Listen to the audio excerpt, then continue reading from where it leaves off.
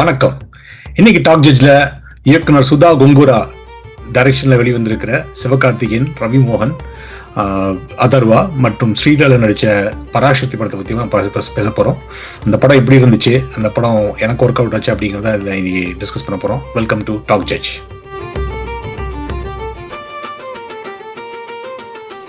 So first நம்ம நல்ல விஷயத்துல ஆரம்பிச்சிடலாம். அருமையான கதை, தமிழர்கள் எல்லாரும் பார்க்கக்கூடிய கதை அப்படின்னு கூட சொல்லலாம். ஏன்னா நம்மளோட ஹிஸ்டரியை கொஞ்சம் திரும்பி பார்க்க வைக்கிற மாதிரி ஒரு கதை.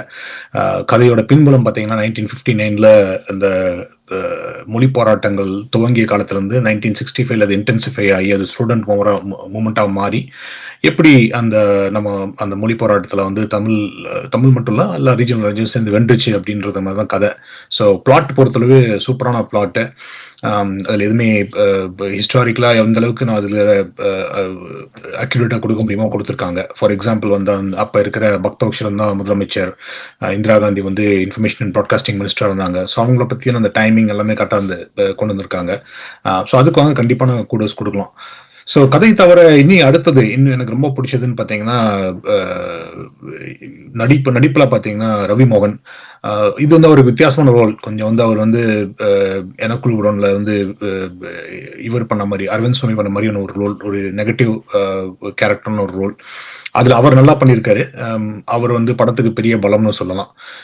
அதுக்கப்புறம் முக்கியமான விஷயம் வந்துட்டு சினிமாட்டோகிராஃபி வந்து ரவி கே சந்திரன். அவர் வந்து நல்ல பழைய வெற்றி படங்களை இயக்கியிருக்காரு. சீம்லெஸ் தான் சொல்லணும். அது வந்து ரைட்டிங் சீன்ஸ் ஆகட்டும், அந்த ட்ரெயின்ல கேப்சர் பண்ண சீன்ஸ் ஆகட்டும், ஃபைட்ஸ் ஆகட்டும், அப்புறம் அந்த பீரியடுக்கான அந்த கலர் கரெக்ஷன் ஆகட்டும், எல்லாமே வந்துட்டு பெர்ஃபெக்டா பண்ணியிருந்தாரு. ஸோ அந்த 3 விஷயம் வந்து நம்ம வந்து குறைய கூட முடியாது. ஸோ படம் வந்து அந்த 3 விஷயத்துக்காக வந்து ரொம்ப கண்டிப்பா அவுட்ஸ்டாண்டிங்கா இருக்கு. இன்னொருத்தர் ஸ்பெஷல் மென்ஷன் பண்ணணும்னா ஒரு பாசிட்டிவ் அண்ட் நெகட்டிவா இருக்கிற மாதிரி சொன்னா ஜிவி பிரகாஷ். இந்த படத்துக்கு வந்து இசை ரொம்ப முக்கியம். ஸ்பெசிஃபிக்கா ரைட் சீன்கள் ஆகட்டும், வந்து உத்வேகமா வந்து நம்மள வந்து மக்களை தட்டி எழுப்புற காட்சிகள் ஆகட்டும், அதுல வந்து இசை ரொம்ப முக்கியமான இருக்கும். ஸோ அந்த சமயத்துல வந்து செகண்ட் ஹாஃப்ல வந்து பேக்ரவுண்ட்ல ரொம்ப அருமையா ஸ்கோர் பண்ணியிருக்காரு. ஒரே ஒரு பாட்டு மாத்திரம் கொஞ்சம் நல்லா இருக்கு. மற்ற பாடல்கள்லாம் அவங்க சொல்லிக்கூட ரத்னமாலா ஏற்கனவே ஹிட் ஆயிடுச்சு. ஸோ அந்த பாட்டு மாத்திரம் படத்துல நல்லா ஒர்க் அவுட் ஆயிடுச்சு. மற்றதெல்லாம் அவ்வளோக்கு ஒன்றும் சரியில்லை. ஸோ இதெல்லாம் பாசிட்டிவ் விஷயங்கள் எடுத்துலாம். என்ன எனக்கு பிடிக்கல அப்படின்னா படத்துல ஃபர்ஸ்ட் வந்து ஸ்கிரீன் பிளேல வந்துட்டு சுதா கொங்கரா வந்துட்டு ரொம்ப கன்ஃபியூஸ்டு ஸ்டேட்ல எடுத்துருக்காங்கன்னு நினைக்கிறேன். அவங்களுக்கு வந்து ஒரு பாஷா மாதிரி வந்துட்டு ஒருத்தன் வந்து ரவுடியா இருந்திருக்கான், அவன் பாம்பேல போய் ஒரு ஆட்டோ டிரைவரா இருக்கான், திருப்பி பாஷாவை திரும்பி வர போறான் அப்படிங்கிற மாதிரி, மாணிக்கமா இருந்து பாஷா மாற போறான் அப்படிங்கிற அந்த மாதிரி ஒரு மூமெண்ட் வச்சிருக்காங்க. பட் அது கண்டிப்பா எடுபடல. ஸோ 1959 நான் சொன்ன மாதிரி அந்த இயக்கத்துல தன் நண்பரை இழந்தனால் அதுல இருந்து வெளியேறாரு. அந்த இயக்கமே வேணாம்னு சொல்லிட்டு மூடி வச்சுட்டு கிளம்புறாரு சிவகார்த்திகேயன். பட் 1965 ஏன் அவர் திருப்பி அந்த இயக்கத்துல திரும்பி வந்து சேர்றாரு, மொழி போராட்டத்தை ஏன் முன்னெடுக்கிறார் அப்படின்னு சொல்லி அவரு பழைய கதையை கொண்டு வர மாதிரி ஒரு பாஷா கைண்ட் ஆஃப் சினாரியோ பார்த்திருக்காங்க. பட் அது கண்டிப்பா ஒர்க் அவுட் ஆகல படத்துல. அதுக்கு என்ன காரணம்னா கதைக்கு திரைக்கதையில இருந்த நிறைய சொதப்பல்கள், நிறைய கேரக்டர்ஸ் இன்ட்ரடியூஸ் பண்றாங்க, தேவையில்லாத கேரக்டர்ஸ் எல்லாம் வந்துட்டு போறாங்க. இன்ஃபேக்ட் சொல்ல போனா ஸ்ரீலீலாவோட கேரக்டர் வந்து ஒரு திணிக்கப்பட்ட கேரக்டர் தான் அப்படிங்கிற மாதிரி தான் இருக்கு. அதுவும் அந்த லவ் சீக்வன்ஸ் எல்லாம் வந்துட்டு ரொம்ப பரிதாபமா இருக்கு. ஏஜ் டிஃபரன்ஸ், ஸ்ரீலீலா வந்து ரொம்ப யங்கா இருக்காங்க. அவங்களுக்கும் சிவகார்த்திகேயன் வந்து கொஞ்சம் முதுமை தட்டுற மாதிரி ஒரு முகம் தெரியுது. ஸோ அவங்க 2 பேருக்கு இருக்கிற ரொமான்ஸ் காட்சிகள்லாம் ஒர்க் அவுட் ஆகவே இல்லை. அமரன் படத்துல அவ்வளவு நல்லா ஒர்க் ஆன அந்த ரொமான்ஸ் காட்சிகள்லாம் கூட பாத்தீங்கன்னா இந்த படத்துல வந்து ரொம்ப கஷ்டமா தான் இருந்துச்சு. பார்க்கவே சகிக்கலன்னு சொல்ல முடியும். இன்னொரு விஷயம் வந்து ஸ்ரீலகாவோட characterization not at all well written character.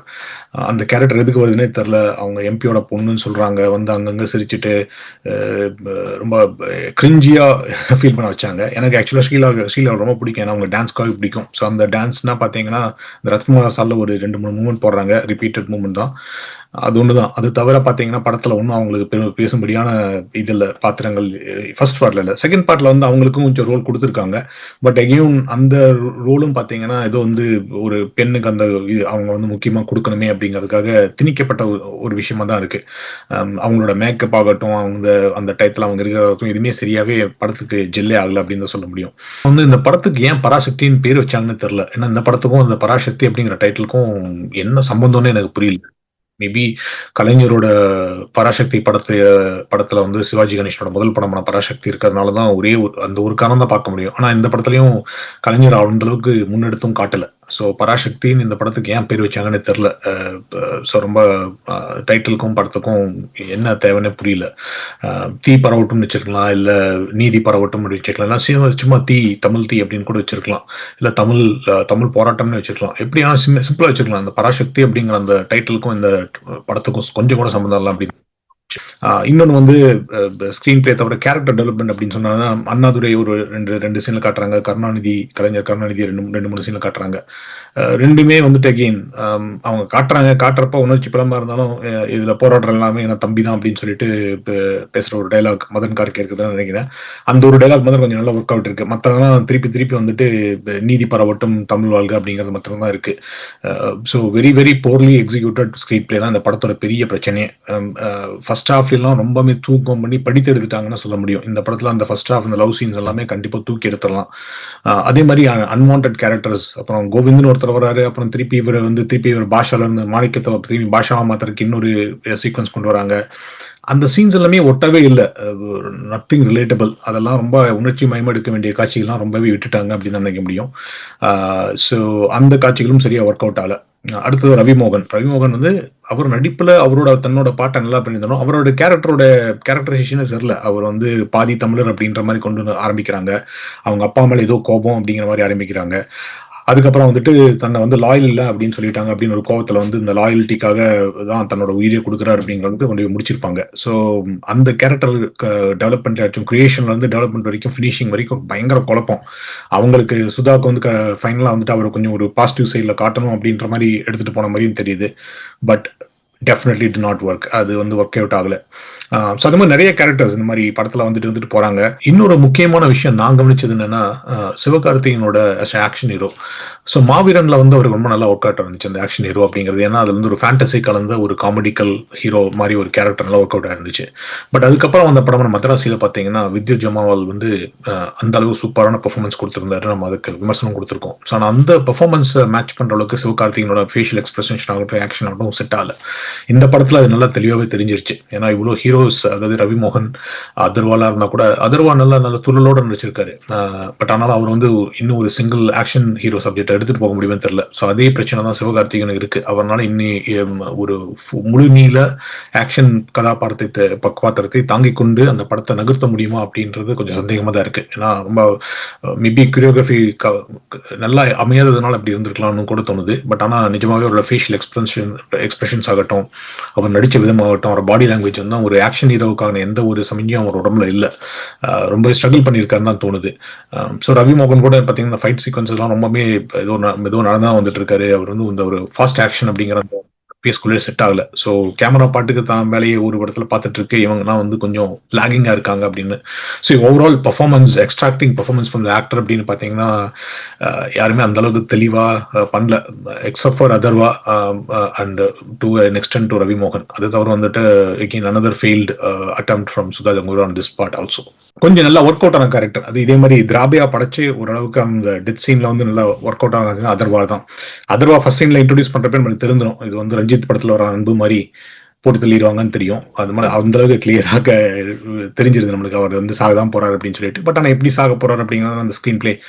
So அந்த காட்சிகள் நல்லா, அந்த ரைட்டிங் சீன் அங்கதான் ரவி கிச்சன் நினைக்கிறேன். அந்த ரைட்டிங் சீன் வந்து அதர்வாவை போட்டு தகுற அந்த ரைட்டிங் சீன், அந்த ஹோல் சீக்வன்ஸ் வந்து சூப்பர் எடுத்துருப்பாங்க. அதுல அந்த கேரக்டரேஷன் அந்த இடத்துலதான் எடிட்டர் உருப்படியா ஒர்க் பண்ணது அந்த சீக்வன்ஸ் தான் நினைக்கிறேன். ஆக்சுவலா என்டையர் மூவிலேயே பாத்தீங்கன்னா அதர்வாவோட அந்த சீக்வன்ஸ், ஃபைனல் சீக்வன்சஸ் வந்து ரொம்ப நல்லா படமாக்கப்பட்டு இருந்துச்சு. படத்தோட பெஸ்ட் ஹை அப்படின்னு சொன்னீங்கன்னா கிளைமாக்ஸ்க்கு அப்புறம் இதுதான் சொல்ல முடியும், அதர்வா சீன். இன்னொரு பயங்கரமான டிராபேக்னா, இந்த மாதிரி ஒரு பெரிய ஸ்கேல்ல ஒரு பெரிய பட்ஜெட் படம் எடுக்கிறப்ப எடிட்டிங் வந்து கிறிஸ்பா இருக்கணும். எடிட்டிங் வந்து மகா மட்டம், எப்படி சொல்றதுன்னு தெரியல. ஃபார் எக்ஸாம்பிள் வந்து ஃபர்ஸ்ட் சீன் ஒரு நீங்க ஸ்டார்டிங் படத்தோட ஆரம்பத்திலேயே ஒரு ட்ரெயின் ஃபைட் சீன் வருது, அப்புறம் படத்தோட முடிவிலும் ஒரு ட்ரெயின் ஃபைட் சீன் வருது. இப்போ கூட நீங்க பாத்தீங்கன்னா ட்ரெயின் ஃபைட்ஸ்ல கூட முரட்டக்கலை வந்து எவ்வளவு 40 வருஷம் ஆச்சுன்னு நினைக்கிறேன், 40 வருஷம் இருக்கும். இப்போ கூட முரட்டக்கலையில அந்த ட்ரெயின் ஃபைட் சீன் வந்து கூஸ் பம்ப்ஸ் மூமெண்டா இருக்கும், நல்லா இருக்கும். எப்போ உழுக்க போறாங்க யாருக்கு அப்படின்னு ஒரு இது நல்லா எடுத்துட்டு போயிருப்பாங்க. இங்க பாத்தீங்கன்னா அந்த ஃபர்ஸ்ட் சீக்வன்ஸ்ல, இனிஷியல் சீக்வன்ஸ்ல அந்த ட்ரெயின் ஃபைட் வந்து கொரியோகிராஃபி வந்து ரொம்ப மட்டமா இருந்துச்சு. அதை விட எடிட்டிங் ரொம்ப மட்டம். பார்க்குறோம். என்ன நடக்குதுன்னே தெரிய மாட்டேங்குது. ஒரு காட்சி காட்டுறாங்க, எல்லாமே க்ளோஸ்அப்ல காட்டுறாங்க. சரியாவே எடுக்கல. பட்ஜெட் பற்றாக்குறையா இல்ல வந்து திறமையின்மையான்னு தெரியல. இல்ல மேபி பெனிஃபிட் ஆஃப் டவுட் கொடுத்து இந்த நிறைய காட்சிகள் வந்து ரொம்ப ஏ சர்டிஃபிகேட் கொடுத்துருவாங்கன்னு பயந்துட்டு எல்லாம் நீக்கிட்டாங்களான்னு தெரியல. பட் அந்த சீன் ஒட்டவே இல்லை.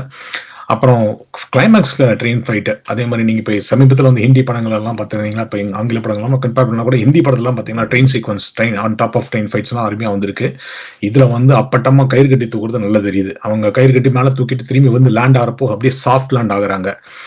பயங்கரமான செட்பேக்கு, அதுவும் பிடிக்கவே இல்லை. அந்த ட்ரெயின் ஃபைட் எல்லாம் வந்து ரொம்ப கன்றாவியா இருந்துச்சு, ரொம்ப அமெச்சூரிஸா இருந்துச்சு அப்படின்னு சொல்லலாம். ஸோ அதுவும் ஒர்க் அவுட் ஆகல. ஸோ எடிட்டிங் வந்து பயங்கரமான ரிட் டவுன் படத்துல. சீரியஸ்லா இந்த படத்தை வந்து திரும்பி உட்காந்து ஒரு ரீ எடிட்டிங் பண்ணி ஃபர்ஸ்ட் ஹாஃப் போர்ஷன்ஸ் எல்லாம் கொஞ்சம் எடுத்து பண்ணிட்டு அந்த ஃபைட் சீக்வன்ஸ் எல்லாம் நல்லா வச்சீங்கன்னா நல்லா பேசிங்க வைக்க முடியும். அதாவது இந்த அதர்வா சீன்ல எப்படி அதர்வாவோட டிமைஸ், அவரோட டேக் அவுட் சீன்ல வந்து எந்த அளவுக்கு எடிட்டிங் ஒர்க் பண்ணிருக்காங்களோ அது முழு படத்துலயும் பண்ணியிருந்தாங்கன்னா உண்மையாவே நல்லா ஒர்க் அவுட்டா இருக்கும். அது ஒர்க் அவுட் ஆகுது வந்து பயங்கர மிஸ்ட் ஆப்பர்ச்சுனிட்டி அப்படின்னு தான் நினைக்கிறேன். ஸோ அது தவிர பார்த்தீங்கன்னா நான் சொன்ன மாதிரி இது வந்து கண்டிப்பா சென்டிமெண்டா நிறைய பேருக்கு இருந்தீங்க தமிழுக்கா இருந்தீங்கன்னா பார்த்தீங்கன்னா அந்த கொஞ்சமாட்ட அந்த மூமெண்ட் பத்தி தெரிஞ்சிருந்துச்சுன்னா கண்டிப்பா உங்களை ஹிட் பண்ணும், எங்கேயாச்சும் ஒரு இடத்துல ஹிட் பண்ணும். Relatable subject. ஸோ இவ்வளோ இருந்தும் வந்துட்டு என்ன பொறுத்தளவு வந்துட்டு ஸ்க்ரீன் பிளேல இன்னும் ஃபோக்கஸ் பண்ணிருக்கலாம். எடிட்டிங்ல ஸோ இது ப்ரீ ப்ரொடக்ஷன்ல பார்த்தீங்கன்னா ஸ்க்ரீன் பிளேல நல்லா ஃபோக்கஸ் பண்ணி அந்த கேரக்டர் டெவலப்மெண்ட்ஸ் நல்லா பண்ணியிருக்கோம். இன்னும் கூட ஜெயம் ரவி கேரக்டர் வச்சுக்கலாம். அடிஷனல் அன்வான்ட் கேரக்டர்ஸ் எல்லாம் வந்துட்டு நிறைய வர்றாங்க. இப்ப காலையில வாங்கிட்டு வர்றாரு, அவருக்கு வந்து வேணும்னு ஒரு இழுத்து வச்ச மாதிரி ஒரு சீன். அப்புறம் வந்து லாஸ்ட்ல அந்த பாரதி விலாஸ் மாதிரி ஜெயிலர் ஸ்டைல வந்துட்டு எல்லா நடிகர்களும் எல்லா ரீஜனல் ஆக்டர்ஸும் கொண்டு வராங்க. ஸோ அதுவும் சுதா கங்குரா வந்து திருப்பி வந்து நான் ஒரு பேன் இண்டியா படம் எடுக்க போறேன், இவங்களை எல்லாம் கொண்டு வந்து ஒரு சீன்ல உழைச்சா போதும் அப்படின்னு கொண்டு வந்திருக்காங்களான்னு தெரியல. That too never worked. Rana வந்திருக்காரு, ராணா டகுபாட்டி வந்திருக்காரு, அப்புறம் எனக்கு பிடிச்ச பெசல் ஜோஹப் வந்திருக்காரு. ஸோ இந்த கேரக்டர்ஸும் ஒட்டவே இல்லை. ஏன் வந்தாங்க, எதுக்கு வந்தாங்கன்னு தெரியல. அப்புறம் வந்து இந்த கிளைமேக்ஸ்ல வந்துட்டு அஞ்சலி படத்துல வந்து எப்படி இந்த குழந்தைங்களாம் இரிட்டேட்டா சம்டைம்ஸ் பண்ணுவாங்களோ அந்த மாதிரி இருந்துச்சு. ஏன்னா அவர் மராத்தி லெட்டர் எழுதுறப்ப எல்லா பின்னால இருந்து மராத்தின்னு கட்டுறாங்க. அவங்க இப்ப கன்னடா லெட்டர் எடுக்கிறப்ப எல்லாம் கன்னடான்னு கட்டுறாங்க. என்ன இது ஸ்கூல் காயரா நடந்துட்டு இருக்கு, எனக்கு புரியல. அந்த சீன் எப்படி அவங்க அதை யோசிச்சாங்க, அது எப்படி எக்ஸிக்யூட் பண்ணாங்க, எல்லாமே ரொம்ப மொக்கையா இருந்துச்சு. அந்த ஃபினிஷிங் சீன்ஸ், அந்த லெட்டர்ஸ் எல்லாம் எடுத்து பிரிச்சு பார்க்குற சீன்ல. ஸோ என்ன பொறுத்தவரை ரொம்ப ரொம்ப அமெச்சூரஸா இருந்துச்சு. ஃபர்ஸ்ட் வந்து ஸ்கிரீன் பிளே, கிரியோகிராஃபி, எடிட்டிங், இதெல்லாமே வந்து அவசரமா எடுத்து வெட்டி ஓட்டின மாதிரி ஒரு தோணல் தான் கிடைச்சிச்சு. In spite of being a great story, in spite of இது வந்து ஸ்கிரீன் பிளேல வந்துட்டு அதர்வா அண்ட் ரவி மோகன் நல்ல ஆக்டிங் எல்லாம் கொடுத்து நல்லா கொண்டு வந்திருந்தாலும், அப்புறம் அண்ணாதுரையா வந்து அவர் பேர் மறந்துட்டேன், அந்த அவர் நல்லா நடிச்சிருந்தாரு.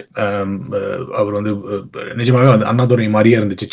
சேட்டன் அவர் பேர் நினைக்கிறேன், சேட்டன் அப்படிங்கிற நடிகர் விடுதலையில் நடிச்சவர். அவரு நிஜமாவே கிளாஸே பண்ணியிருந்தாரு. இவர் கருணாநிதியாக நடிச்ச வந்து குரு சோமசுந்தரம் நடிச்சிருக்காரு. அவருக்கு ஒரு 2 காட்சிகள் பாவம், அவருக்கு ஏன் கலைஞர் இந்த படத்துல காட்டினாங்கன்னு தெரியல. அண்ணாதுரையோடய முடிச்சிருக்கலாம்னு நினைக்கிறேன். மேபி ஃபோர்ஸ்லி காட்ட நினைச்சிருப்பாங்க. அவருக்கு எதுவுமே ஒரு சீக்வன்ஸுமே இல்லை. ஒரு சீன் வர அடுத்த சீன் அரெஸ்ட் பண்ணி கூட்டிட்டு போயிடுறாங்க. இன்னும் பெரிய காட்சிகள்லாம் எதுவுமே இல்லை. ஸோ ஓவரால் படம் எப்படி இருந்துச்சுன்னா கண்டிப்பா நீங்க சொன்ன மாதிரி தமிழ் உணர்வுக்காக ஒரு வாட்டி இந்த படத்தை பார்க்கலாம். பட் அதை தாண்டி நீங்க ஒரு சினிமாட்டிக் எக்ஸ்பீரியன்ஸ் வேணும்னா கண்டிப்பா இந்த படம் அங்க எடுத்துட்டு போகாது. சொன்ன மாதிரி 500 crores எல்லாம் தமிழ்நாட்டில் கலெக்ட் பண்ணுமா அப்படிங்கிறது ரொம்ப கஷ்டம் தான். அதே மாதிரி இந்த மொழிப்பாராட்டம் வந்து இன்னொரு எனக்கு எப்பவுமே சுதா கங்குரா கிட்ட பிடிக்காதவங்க வந்து ஹிஸ்டாரிக்கல் நரேட்டிவ் மாத்துவாங்க. ஃபார் எக்ஸாம்பிள் சூரரை போட்டு எல்லாருமே அந்த கான்ட்ரவர்சி தெரிஞ்சிருக்கும். இதுல வந்து மற்ற எல்லா ஸ்டேட்டும் ஈக்குவலா பார்ட்டிசிபேட் பண்ண மாதிரி காட்டியிருக்காங்க, விச் இஸ் நாட் ட்ரூ. 1965 தெரிஞ்சவங்க வந்து பாத்தீங்கன்னா the epicentre of the movement was in Tamil Nadu. So தமிழர்கள் தான் அதை முன்னெடுத்து நடத்தினார்கள், தமிழ் மாணவர்கள் தான் நடத்தினார்கள். அதில் மற்ற மாநிலத்திலையும் அங்கங்கே நடைபெற்றதை ஒழிய தமிழ்நாட்டில் நடந்த மாதிரி நிலையில இவங்க காட்டுற மாதிரி பஞ்சாப்ல இருந்து அங்க ஒரு எழுச்சி வந்த மாதிரியும், அங்கிருந்து கர்நாடகத்துல இருந்தும் தெலுங்குல இருந்தும் அந்த மாதிரி எல்லாம் வந்துட்டு கொஞ்சம் எக்ஸ்ட்ராவா சேர்த்திருக்காங்க. But in spite of all that spices it didn't work out அப்படின்னு தான் சொல்ல முடியும். ஸோ ஃபெயில்ட் எஃபர்ட் அப்படின்னு தான் சொல்ல முடியும். But one time watchable. Thanks.